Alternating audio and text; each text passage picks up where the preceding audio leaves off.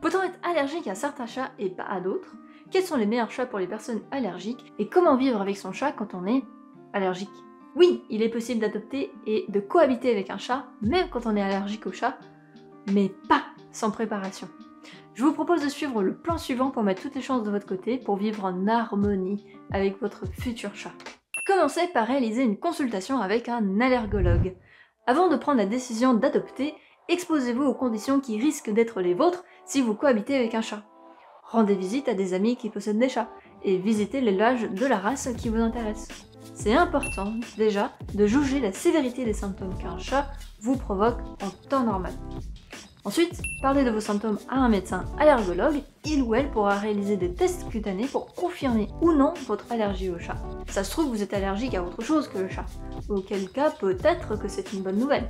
Et une fois que votre allergie au chat est médicalement confirmée et que vous êtes suivi par votre allergologue, vous pouvez commencer à choisir une race de chat. Mais pas n'importe laquelle. Alors débunkons le premier mythe. Peut-on adopter un chat anti-allergie, aussi étiqueté maladroitement hypoallergénique? La réponse est non.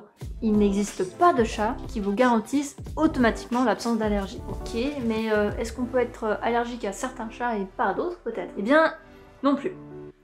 Les allergies aux chats sont causées par des protéines qui se trouvent sur la peau et dans la salive. Ces protéines s'accumulent sur la fourrure et la peau du chat pendant le toilettage et aussi lorsque le chat perd un peu ses squames sur des petites écailles de la peau. De ce fait, c'est précisément au moment où votre matou perdra ses poils ou que vous le caressez que vous serez exposé aux allergies. Ces protéines sont également évacuées par les urines.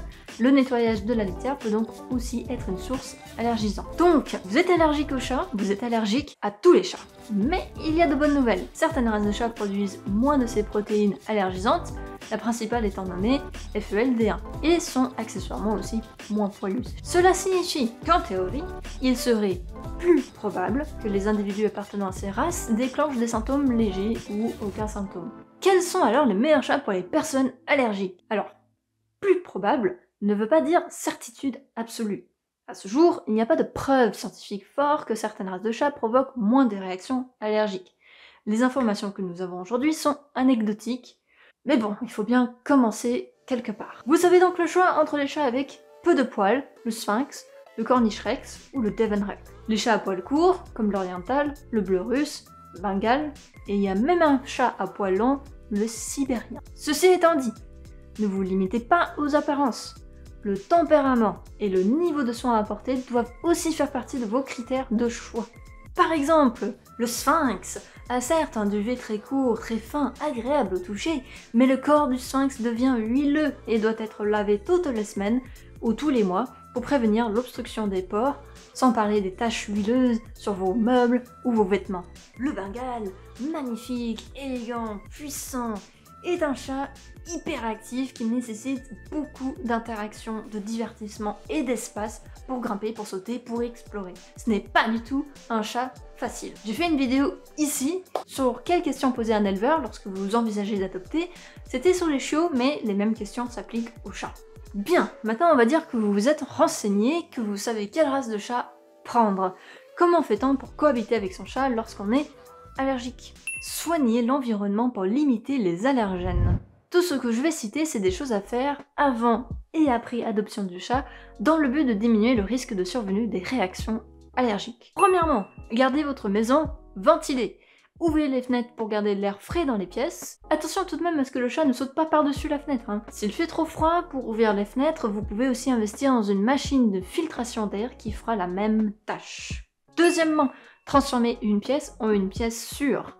Assurez-vous d'avoir un endroit sûr où aller lorsque vous ressentez une réaction allergique, quelque part où le chat n'est pas autorisé. Troisièmement, brossez le chat régulièrement. Prenez le temps de nettoyer et de brosser votre chat afin d'éliminer les poils morts. Idéalement à l'extérieur pour minimiser la quantité de poils de squam dans la maison. Quatrièmement, gardez le bac à litière propre.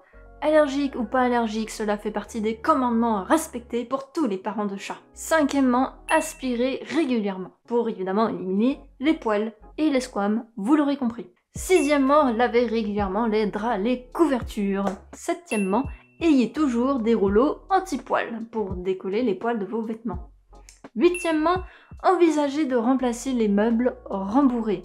Les chaises recouvertes de tissu et les canapés peuvent retenir beaucoup d'allergènes et être difficiles à nettoyer. Vous pouvez envisager d'investir dans des meubles en bois, en plastique ou en cuir, faciles à nettoyer et à essuyer. Et numéro 9, suivez les instructions de votre allergologue. Je ne suis pas médecin des hommes, ma recommandation est de solliciter un professionnel de la santé humaine avant d'adopter un matou pour vraiment couvrir toutes les bases. C'était Vetco, merci de m'avoir consacré votre temps, restez connectés à vos animaux, see you next time. Mon chat? Mon chat? Qu'est-ce que tu fais là-dedans? Tu sais que t'as pas le droit d'être là-dedans. Oui. T'as pas le droit. Allez, sors de là. Non mais... Tu te prends pour qui, là? Ouais, c'est ça, oui. Ne retombe pas, hein? Je sais pas ce que tu as trouvé là-dedans. Oui, le visage de l'innocence. Oui, oui.